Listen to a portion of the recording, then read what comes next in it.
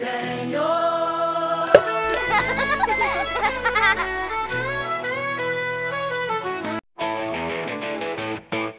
Oi, crianças, hoje vamos desenhar um avião colorido. Era uma vez um avião muito especial chamado Colorido. Ele tinha todas as cores do arco-íris em suas asas e fuselagem, fazendo com que todos que olhavam para ele ficassem encantados.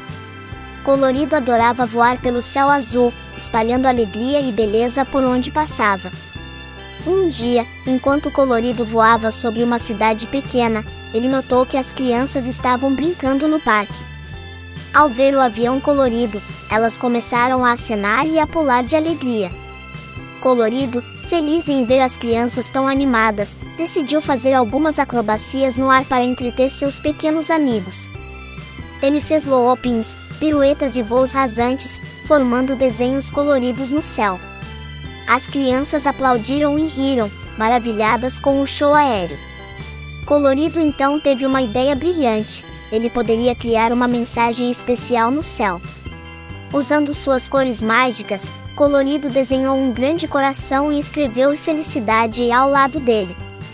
As crianças ficaram emocionadas e correram para mostrar a mensagem aos seus pais e amigos. A notícia do avião colorido e sua mensagem se espalhou rapidamente, e logo todos na cidade estavam olhando para o céu, admirando a obra de arte de Colorido. Ele se sentiu muito feliz por poder trazer tanta alegria e positividade para as pessoas. E assim, Colorido continuou a voar pelo mundo, deixando mensagens de amor, amizade e felicidade no céu azul.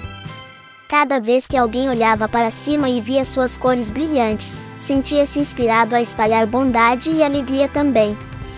E todos viveram felizes, sempre esperando pelo próximo voo mágico de Colorido.